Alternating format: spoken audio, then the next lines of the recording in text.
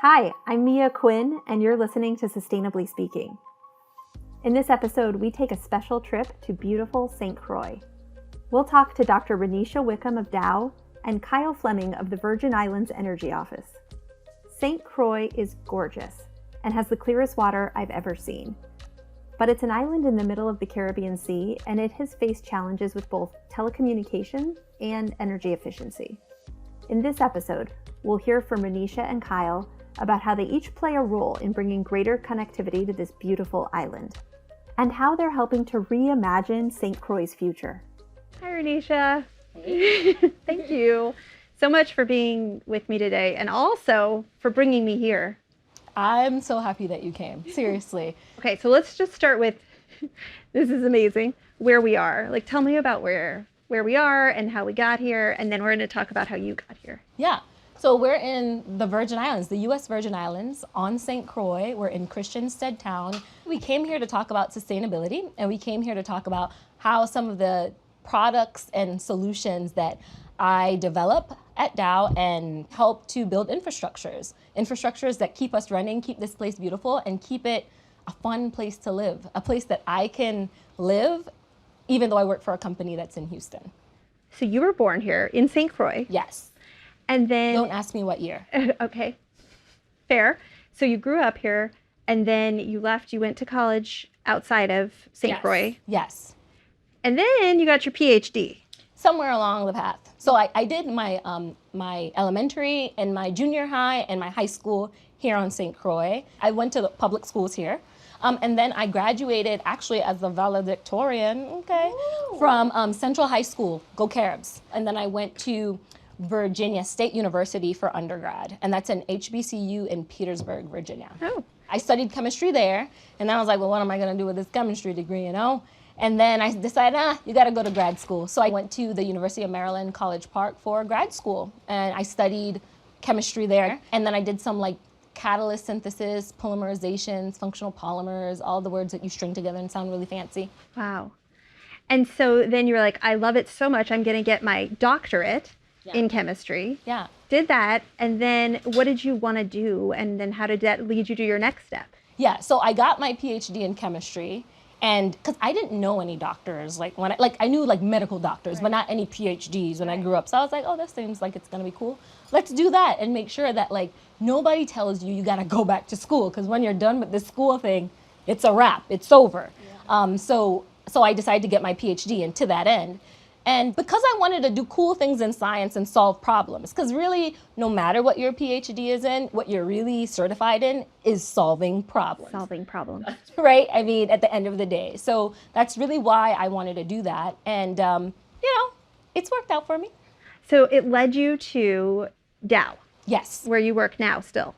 Yes. There's a building engineering science and talent program at Dow, and what it does is that it allows you to come into Dow, you kind of go to this conference where you learn more about what they do in science, what kind of technology, who you work with, what the culture is like, and it led me to Dow, where I did like research. My first like 6 years at the company, I was in R&D. To solve problems. Yes. Like all these products in the end exist to fulfill some sort of need. Everybody needs reliable internet. Everybody needs to communicate. So how can we make sure that that gets deployed as quickly as possible? Well, you create really cool wire and cable products that you can pull through conduit more easily so that you can install it more quickly. You use smaller cable sizes. So then that way you can kind of transport things, and there's smaller things and lighter things. So again, we help with emissions there. So just trying to make sure that we have the utility that folks require from us, but trying to solve the problem in a smart way so we're not impacting our environment negatively. Like obviously this is like a beautiful environment. We don't want to screw that up. So here you've come home, it was right after COVID. Mm-hmm. You're back in St. Croix, and how is it different now? Like, and what you're doing, and what sort of do you feel like, what are you seeing? Yeah, I really love where I'm from. It was a little difficult to leave at high school, to be honest. Like you want to experience other things, but at the same time, you're like, look, my beaches are really nice and I like to visit them and frequent them. I have not lived home since I graduated from high school. I've been around for a couple of weeks at a time on holiday, but I haven't really been able to be here. And my family is here and it matters to me. So now I'm like, can I make this work? Can I do this here? And I came back for a vacation, and then I ended up working a bit longer here just because I didn't want to leave. The beaches were calling me. So I did that for a while, and I realized, like, okay, I can work from here. All I need is the internet. And I used to walk around with like this mobile Wi-Fi unit that I like bought from AT&T before I left. And I used to like go to the beach, sit on a picnic table, and then just work from there with my little notepad and my little computer. And I'm like, man, this is the life. But can this be my life? And now it is. So you've come back, and in a way you're bringing connectivity back to the island, right? I mean, these products are what's updating things here in St. Croix. I think so. We really got a chance to see that during COVID. 4 years ago, when Irma Maria hit and folks couldn't get into schools because they were damaged and they weren't able to do online learning. Now they have digital teaching tools in the classrooms. Everybody has a laptop, everybody has internet. And while I didn't check a bunch of cable in my luggage and bring it with me and upgrade everyone, I'd like to think that the work that I'm doing is really helping to facilitate the connectivity there and giving them access to tools of learning, but also in some kind of disaster or pandemic, now they actually have solutions. Yeah. So I think that's part of the way, right? Then you just have to make sure that it's in the hands of the people that need it. And I think we heard that today when we were at school, and we heard about how they felt more prepared for COVID. Exactly, and they have solutions. So now there is internet that's available for a lot of folks. I think you have to make sure that people in all the communities have access to Wi-Fi so that they can log on and do their work. But we didn't even have kids with computers, right? And sometimes you have like one computer to the home.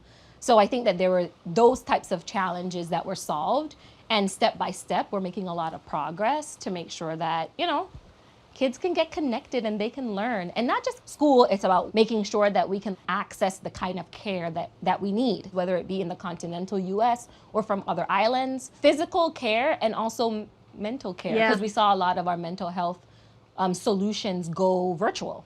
All these things, I kind of feel like I helped that to happen with plastics in wire and cable applications. The work that Rennisha does happens behind the scenes, but that work helps provide her community with improved access to education, physical and mental health resources, and greater professional opportunity. While improved connectivity has brought new opportunities for those that live in St. Croix, there are also challenges. Hurricanes and tropical storms are a reality there, and their impact can be devastating. But challenges can present opportunities. Storms have offered Kyle and his colleagues an opportunity to be creative in how they rebuild and create sustainability and prosperity for the islands. My name is Kyle Fleming, and I'm the director of the Virgin Islands Energy Office. The Virgin Islands Energy Office oversees all programs, projects, and policies relative to energy and to reducing the energy burden in the Virgin Islands. Being a small remote island, we have a very high cost of energy here in the territory. That puts a lot of pressure on the community. Reducing the cost of energy, both through efficiency measures and through diversifying our energy mix, is one of the primary focuses of our agency. The storms actually presented a new opportunity because we created such a massive rebuilding effort, which has allowed us to not just rebuild what was there before, but improve upon the infrastructure that we've had across the territory. So on the energy side, we're seeing new buildings with energy efficiency lightings, solar incorporated on a lot of the new building designs. So it's really opened up the door for us to rethink our energy future as opposed to just working with our energy past. The connectivity has been critical. We've known to have a major disruption in terms of before the storms. But because of the rebuilding efforts post-storm, we've been able to leverage, for example, our fiber network, bringing us directly connected from a communication standpoint with the rest of the world. And that's all underwater, submersible cable. That in of itself is more resilient since it's not as exposed to the above ground natural disaster and elements that we've been exposed to in the past. One of the major undertakings we've had in the community post-storm has been our undergrounding work. So that's taking a lot of our above ground electrical cables and undergrounding them. Similar to the submersible fiber wires, we're also undergrounding our electrical wires, trying to get them as far away from what we are known risk and vulnerabilities, which certainly incorporates the plastic technology to enable that as well. As with Rennisha, the opportunity to positively impact his community is something that drives and inspires Kyle. One of the beautiful parts about doing work where I grew up, especially in such a small place, is you can see the impact on the community. If we're able to to put in a system that reduces someone's cost, someone you know, that effect I feel like runs a lot deeper, which also drives more enthusiasm, actually bringing those solutions to the table as well. Kyle is an awesome example of the ingenuity and resourcefulness that's on display every day in St. Croix. Incredible progress has been made in the last few years, and the future is bright. But the islands are still facing challenges.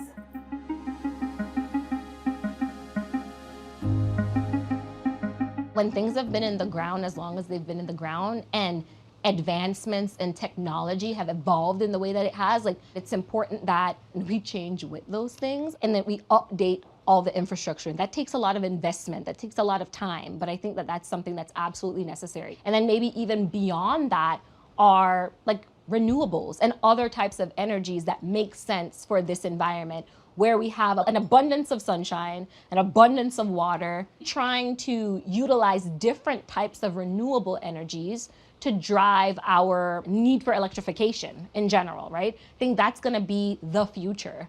And wire and cable is so important for that, because you can't just use any old cable to do that. If you're gonna have some wind energy, then you probably need subsea cables, right? Because you need to be able to connect that back from in the water to onshore and to be able to distribute that. So subsea cables means under the sea? Under the water. Oh, okay. Yes, and like so aerial. you need to keep those cables protected from moisture. Exactly. Okay. And so there is the need for our jacketing material, right? For more wire and cable solutions. So that's unique. In the case of solar energy, you know, there's, I would say for solar, wind, or any other type of renewable energy, it has to be tied back to the grid. We hear the grid all the time. Right. The grid. Right? But you basically have energy generation, and then it goes somewhere where it needs to be distributed to my house and your house and everybody else's, right? So at the end, And the hospitals and the schools. exactly. So we'll have to do a lot of improvements with new wire and cable designs to bring in all the energy that we will create from these renewable forms of energy, like solar, like wind, like these things,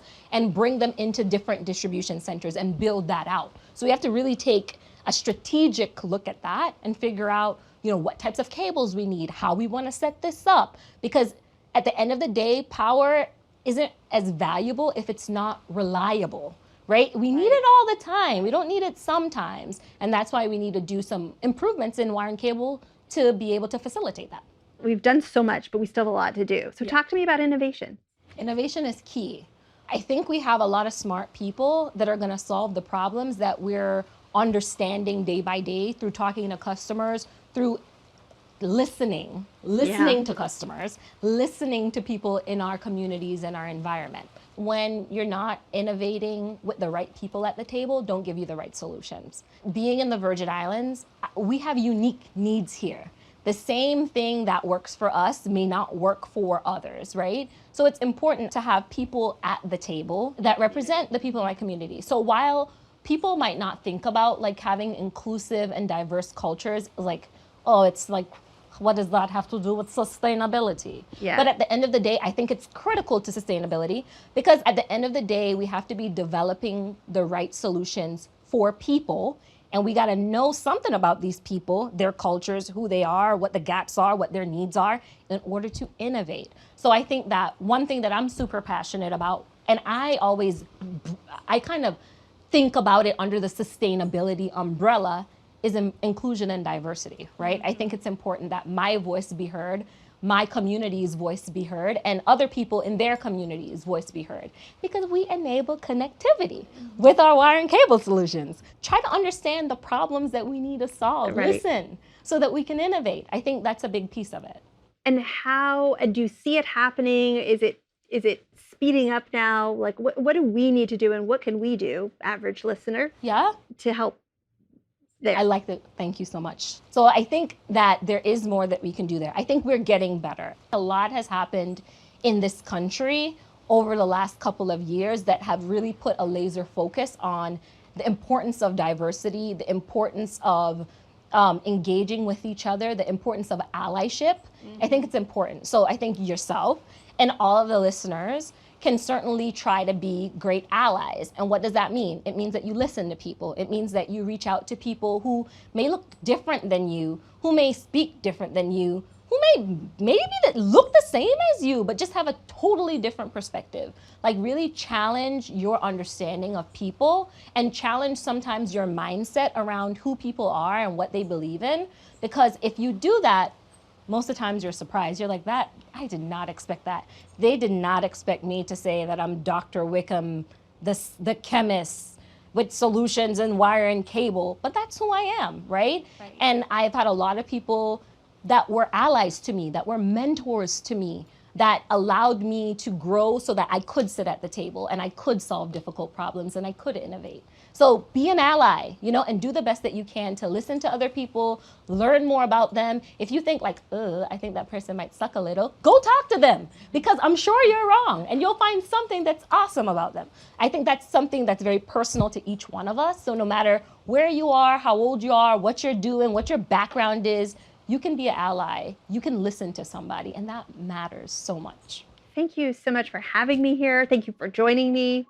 I have had an amazing few days. I'm so happy to hear it. Thank you for coming. Please come back, hang out with me. I'd love to. If we have to do another podcast, that's okay. We'll find a way. Yes. So thanks again. No, thank you. Thanks for tuning in to another episode of Sustainably Speaking. And of course, thank you, our listeners, for sustainably speaking with us today. If you like what you're hearing, share this episode and stay tuned for more. We'll be back in your podcast feeds with a new episode next month.